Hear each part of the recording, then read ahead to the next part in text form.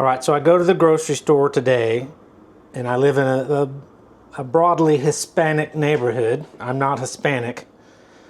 And I go in and I'm doing my shopping, and they actually have some live, a few hundred live crawfish. And I've never in my lifetime that I can recall going into the grocery store and seeing live crayfish that you could buy. And this is the point of this whole video, is for my tegus to eat a crawfish.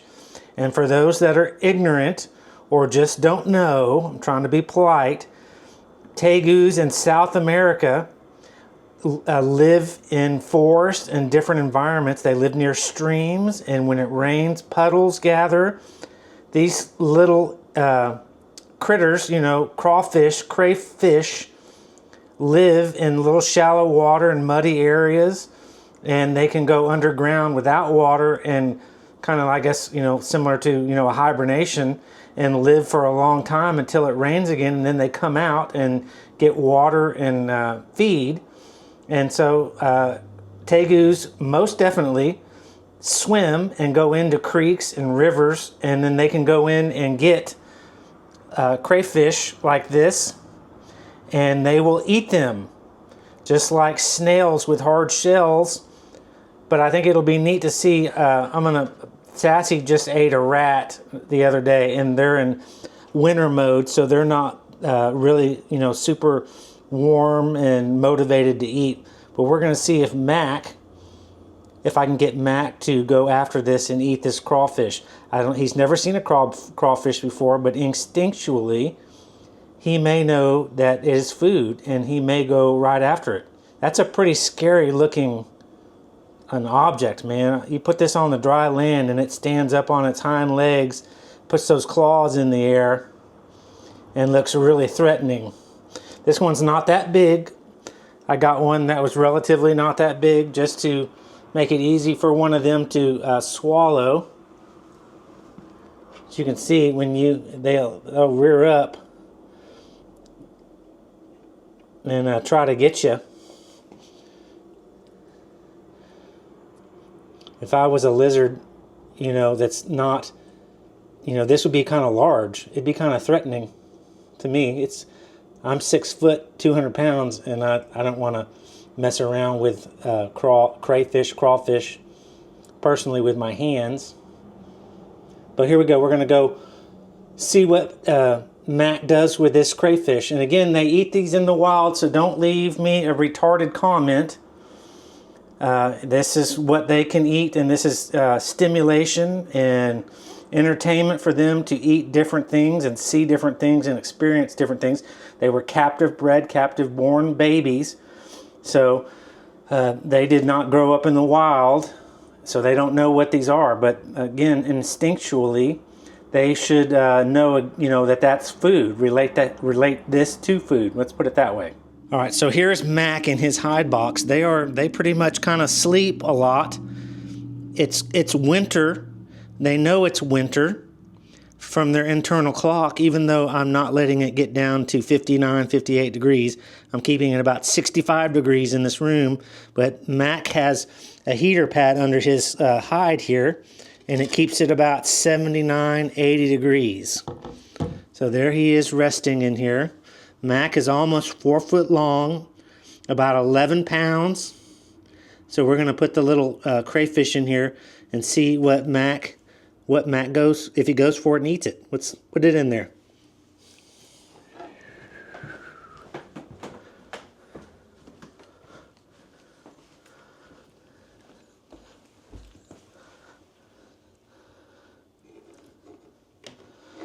Move this out of the way.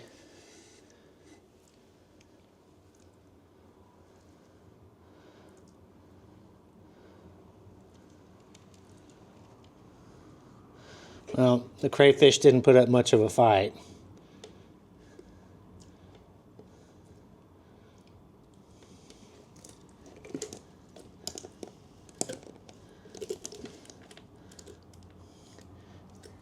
He got a claw.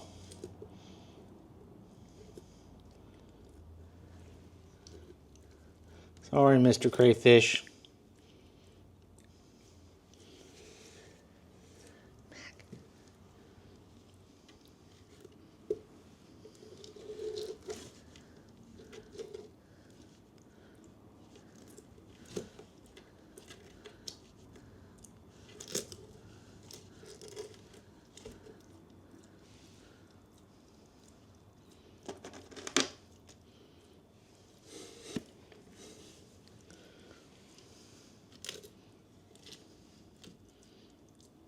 Mac is a slow eater.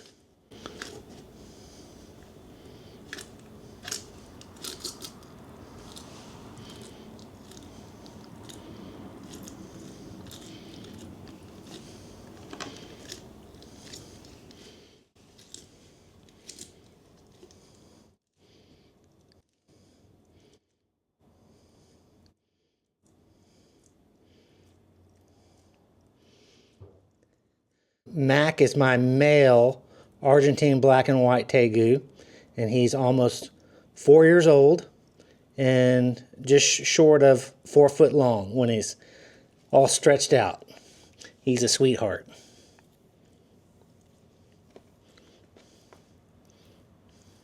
Well, there we go. Mac ate it. There's a little bit of some remnants. I don't want to get Mom in his cage. He will mistake my fingers for food because I got crawfish on him. He will latch onto my hand. Not recommended.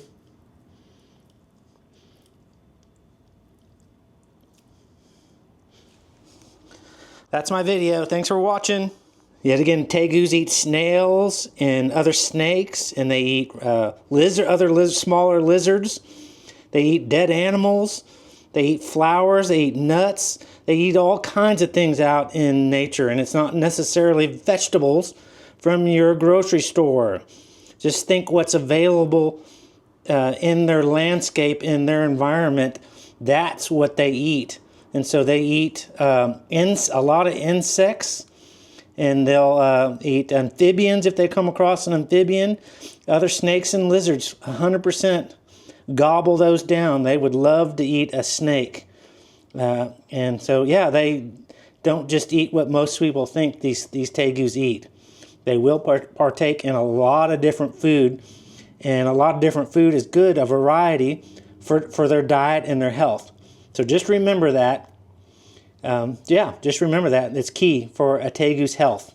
Also, to just clarify, the most items that were found in, like, say, 100 tegus were captured, and obviously they were sacrificed and killed to be studied. When their stomachs were opened up, most of the contents of the stomachs of tegus was insects. So insects, even as an adult, is very, very important. You know, maybe centipedes, millipedes, big roaches, spiders, beetles. I mean, anything that the tegu sees as food. So insects are so prevalent out in our world that is primarily what they eat. And also, too, when this kitty cat was born in the wild to a feral parent, he relied on insects. It took many, many months of him being inside. He would go outside and bring in insects, and I would see him eating grasshoppers and roaches and different things in my house. He would bring them in and eat them in the house. So finally, I think he's broken of that habit of having to eat insects, but that's all he had access to being outside were a lot of different insects and beetles. And so that's what he was eating. Just like Mac here. Mac in the wild, they eat a lot of insects and earthworms, anything they can get a hold of and dig up. Because they're big burrowers, they dig a lot, and so any insect that is down into the ground, they will dig up larvae. I fed Mac beetle larvae before, loves that stuff, and the snails with the shells on them. They can crush those shells with their back teeth very, very easily, very powerful jaws. And so, yeah, I just wanted to touch base on what Mac eats in the wild. He's captive, in my house, so he doesn't have to rely on eating as many insects, but it is important to their diet that they have the nutrition that comes from the insects. Plus, rodents, mice and rats that they'll come across. And like I said, animals that were injured or killed by another animal, and extra meat. Their bodies are laying around and the meat is rotting. Tegus will definitely take advantage of that. They also will, Google has stated that tegus have been seen in the wild going up to bee nests, big nests with honey, and partaking in drinking or sipping up the honey with their tongue. They love honey, and I've mentioned that on 3 or 4 videos that Mac likes honey, and sometimes I get him to eat flowers like hibiscus flowers by putting a little bit of honey on the flowers. Flowers have their own, or hibiscus flowers have their own nectar, which I did not know. So hummingbirds like to come up to the hibiscus flowers, and that attracts the little hummingbirds to them, and that is sweet tasting to the lizards. So they like hibiscus flowers, and I have a hibiscus plant. I've had 2 of them. My cat killed one of the hibiscus plants by peeing on it and breaking the limbs off, but now I have a second one that I have to keep in a cage so the little destructive cat can't get to it and kill this second one. But the cat loves to watch me interact with the tegu, and the tegu just deals with it. That's the end of my video. Thanks for tuning in. Have a stellar day. All right? Bye-bye.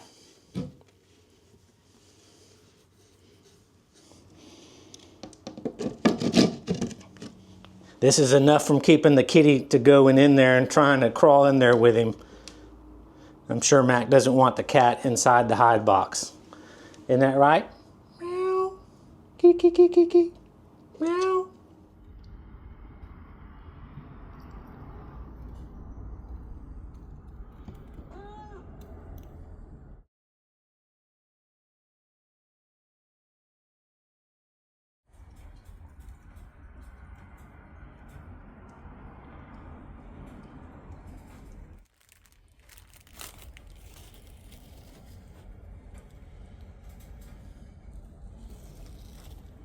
What is that, cute, cute, cute?